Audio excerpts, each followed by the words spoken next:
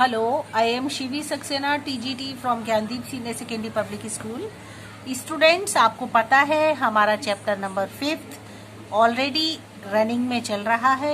इसमें आपको different ways of life, the वैदिक पीरियड एंड कैलकोलिथिक सेटलमेंट, जीवन के जीने के डिफरेंट वेज कौन कौन से थे, लाइफ अलग अलग तरीके से कैसे स्पेंड करते थे वैदिक पीरियड और कैलकोलिथिक सेटलमेंट टाइम पीरियड के लोग। ठीक है, ये हमारा चैप्टर था। इसमें आपने बहुत कुछ देखा था कि आर्यन सबसे पहले अपने इंडिया के अंदर किस तरीके से आए, कहाँ से आए, उन्होंने क्या कुछ हमारे यहाँ आकर के किया और किस तरह से वो हमारे देश में, समाज में किस तरह से जुड़े। तो आपने बहुत सी चीजें कल पढ़ ली थी बच्चों, जिसमें कि आपने new groups of people, new patterns of living, इसके अलावा the coming of the Aryans, where did they come from. इसके बाद बच्चों हम लोग आ चुके थे what is the evidences for the coming of the Aryans. कौन कौन से एविडेंसेस थे जो कि आर्यंस के आने का हमको जिससे पता चला। इसके बाद बच्चों यहाँ तक तो हम लोगों ने कंप्लीट कर लिया था। इसके बाद हम आ गए थे वेयर डिड दे लिव, वो कहाँ रहा करते थे। ठीक है, क्वेश्चन आता है कि जो आर्यंस थे वो कहाँ रहा करते थे। तो ऋग्वेद जो बेटा 4 वेद होते हैं हमारे, अर्थवेद, यजुर्वेद, सामवेद और ऋग्वेद। तो जो ऋग्वेद है उन चारों वेदों में से एक जो वेद है जिसका नाम है ऋग्वेद, वो फर्स्ट बुक है वेदों की, है ना। चारों वेदों में से सबसे पहली जो बुक है वो है ऋग्वेद। वो हमें ये बताती है कि हिमालय को क्रॉस करते हुए 1700 से लेकर के 1500 BCE के टाइम पीरियड से आर्यंस जो थे वहाँ सेटल हुए थे and region surrounding the Indus, जो इंडस नदी है उसके चारों ओर वहाँ जो ट्रिब्यूटरीज है उसके आसपास आर्यंस जो थे वो सेटल हुआ करते थे, वहां पर वो रहा करते थे।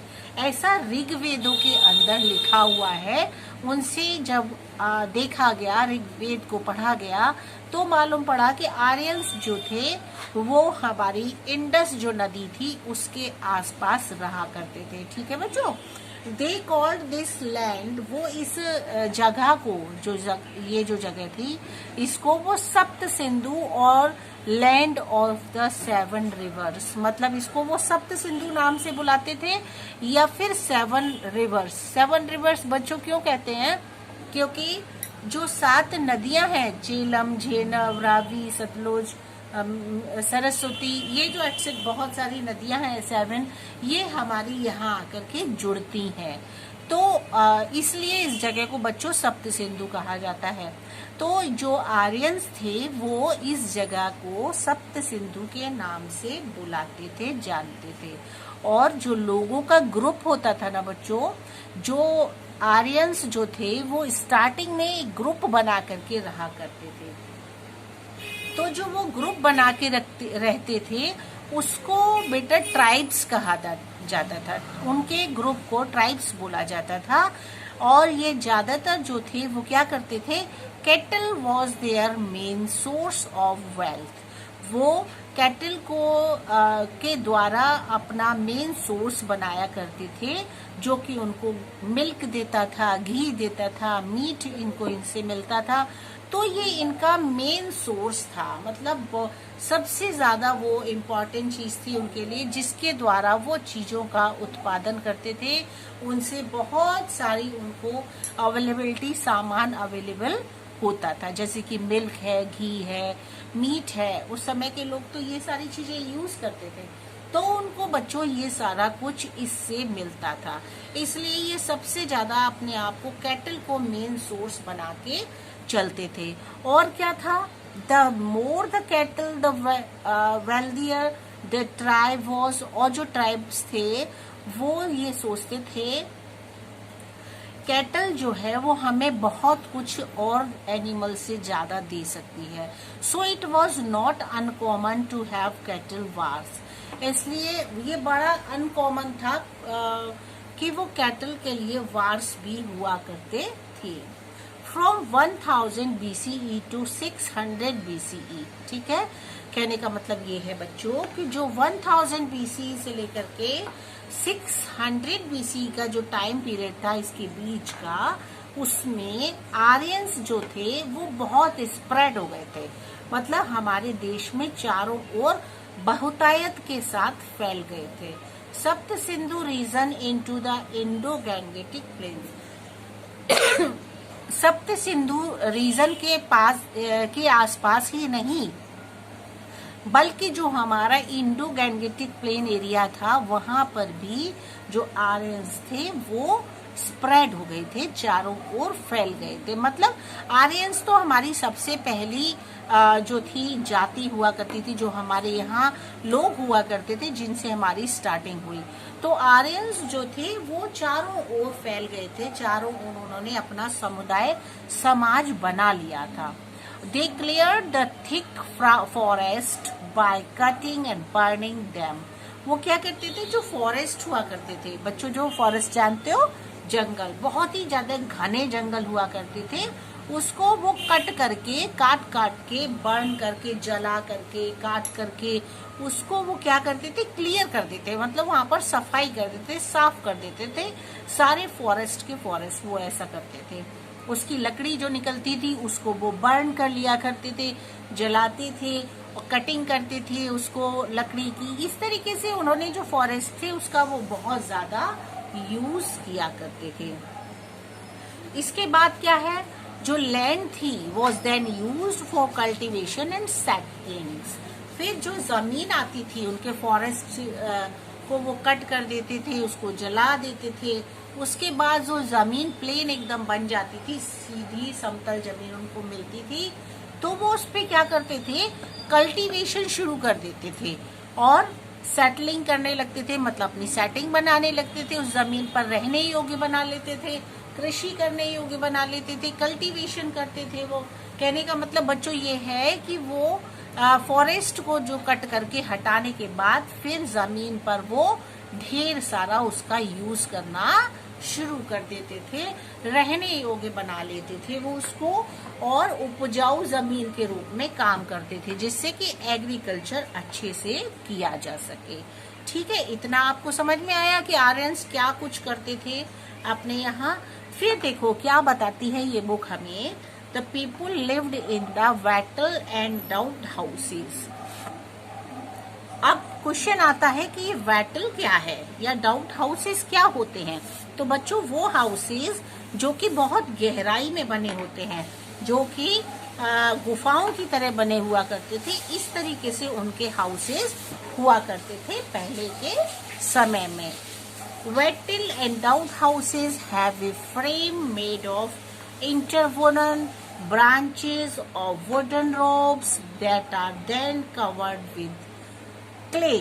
ठीक है, इसका क्या मतलब हुआ, मतलब ये हुआ कि वो जो अपने लिए झोपड़ियां बनाते थे, अपने लिए जो घर बनाते थे, वो लकड़ियों से उसकी छत बनाते थे, ब्रांचेस बना देते थे, और इस तरीके से उनकी जो जिसको बोलते हैं ना बच्चों छप्पर जैसा बोला जाता है ना, तो वो उससे उसका वो छत बनाते थे, रूफ बनाते थे, और जो क्ले होता है, क्ले के द्वारा उसको दीवारों पर लगा देते थे क्ले को, जिससे कि वो एकदम से फिनिश्ड हो जाए, बहुत अच्छी सी दिखने लगे, तो उसमें वो रहा करते थे। आप पुरानी पिक्चर देखते हो, कभी पिक्चर्स देखना, हिस्टोरिकल पिक्चर्स या रिलीजियस पिक्चर में आप देखोगे बच्चों, तो उसमें आपको दिखाई देगा कि जो कुटिया सी बोलते हैं ना जिसको, झोपड़ी, वो झोपड़ी पहले बना करती थी। उस झोपड़ियों में क्या होता था बच्चों कि वो झाड़ फानूस से वो उसकी छत बनाते थे,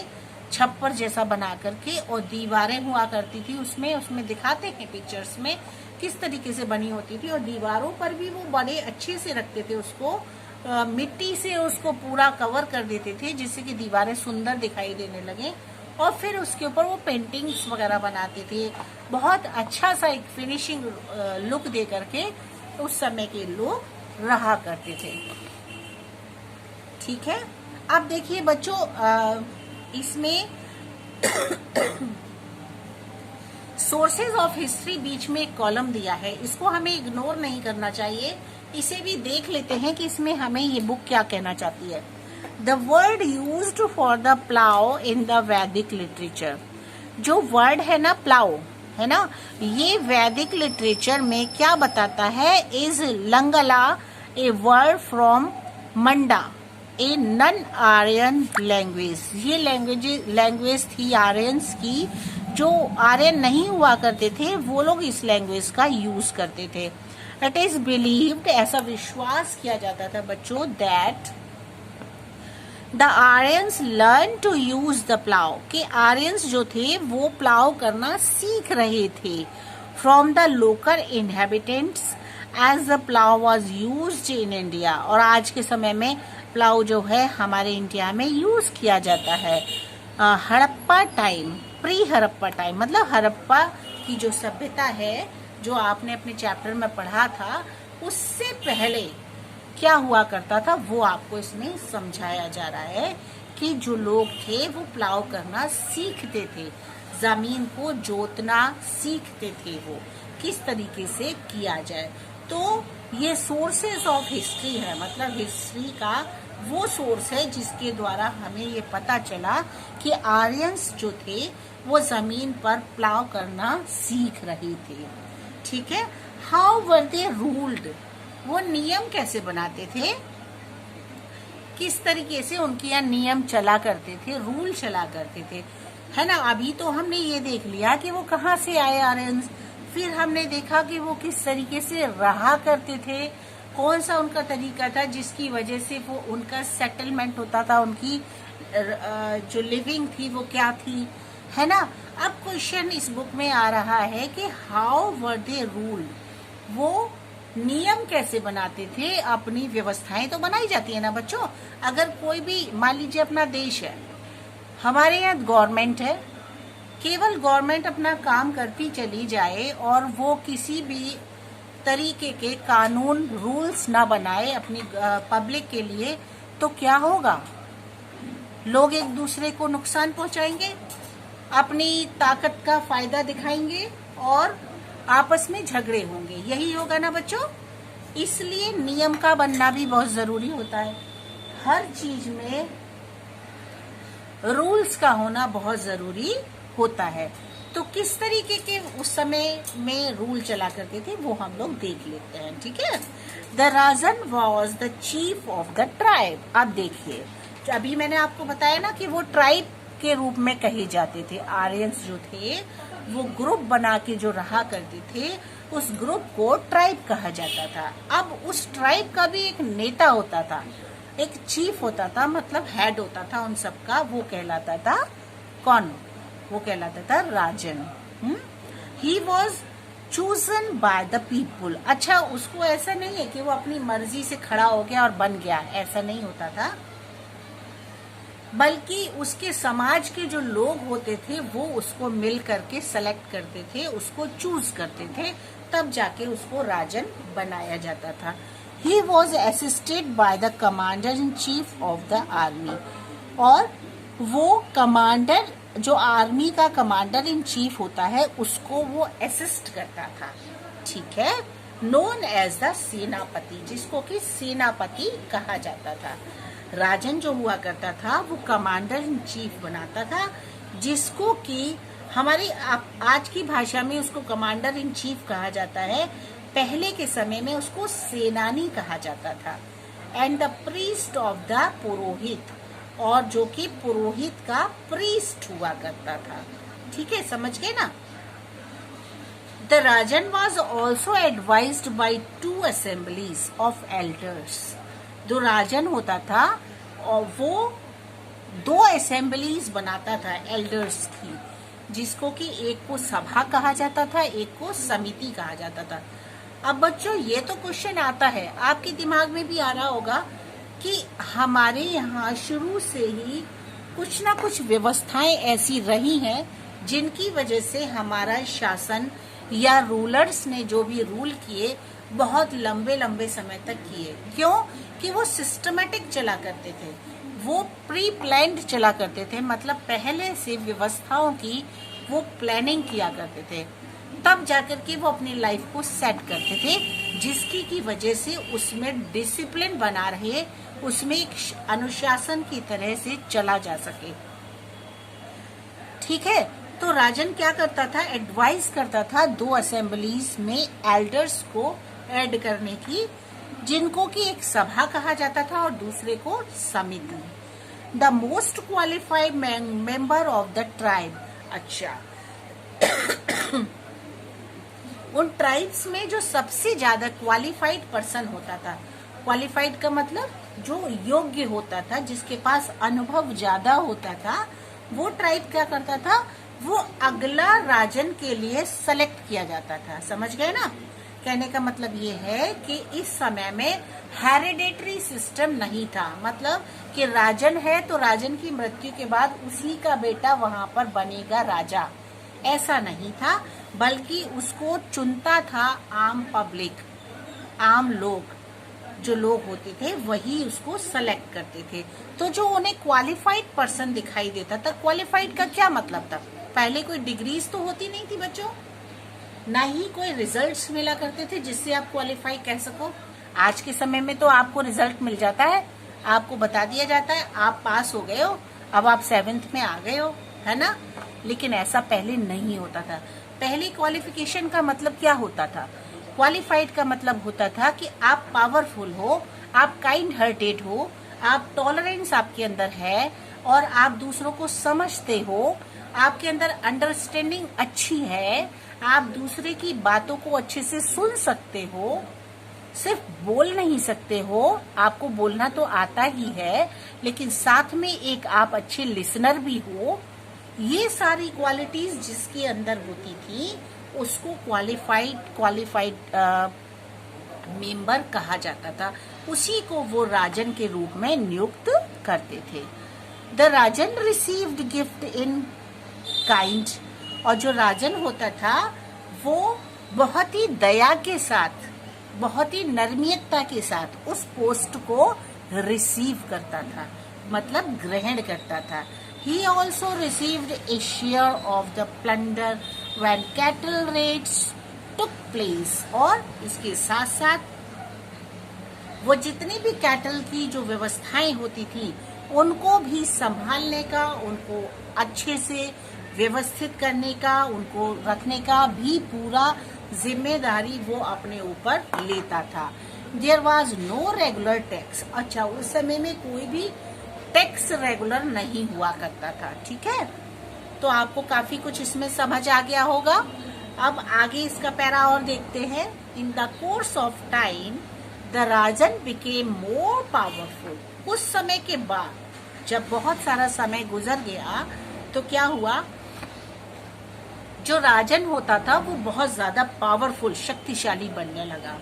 the chief battles among themselves for more land।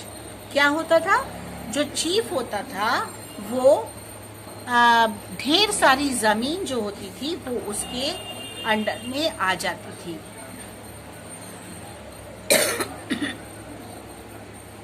The victorious chief assumed more title as more power was gained। और जो विक्टोरियस चीफ होता था, मतलब जो जीता हुआ चीफ होता था, वो क्या करता था, वो बहुत सारे टाइटल को पावर के रूप में गेन करता था, उसको मिला करते थे वो। From various text and epics, उसको बहुत सारे टेक्स्ट मिलते थे, एपिक्स मिलते थे, है ना?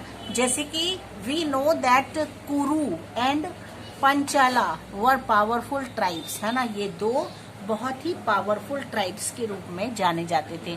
द राजन परफॉर्म्ड सेक्रीफाइसेस, और राजन जो था वो परफॉर्म करता था बहुत सारे सेक्रीफाइसेस, जैसे कि राजसूया और अश्वमेधा। अश्वमेध क्या होता था, जिसमें कि हॉर्स को सेक्रीफाइस किया जाता था, मतलब उसको दे दिया जाता था दूसरे को, to gain supremacy over other chiefs, दूसरे आने वाले चीफ्स को, है ना? As the rajan became more powerful, जब राजन बहुत पावरफुल हो जाता था, द सभा एंड समिति लॉस्ट देयर सिग्निफिकेंस। जो सभा और समिति होती थी उनकी जो सिग्निफिकेंस होती थी वो धीरे धीरे लॉस्ट होने लगती थी, खत्म होने लगती थी। तो इतना आज के लिए बच्चों काफी है, आप इसको अच्छे से समझ चुके होंगे। इसके आगे का जो है आपका डिटेल है वो मैं अगली रिकॉर्डिंग में आपके लिए देने वाली हूँ। अभी आप इतना ही काफी है, इसको अच्छे से समझ लीजिएगा, इसको रिपीट करके सुन लीजिएगा कि इस चैप्टर में आपसे क्या कहा जा रहा है। ओके बच्चों, नाउ बाय बाय।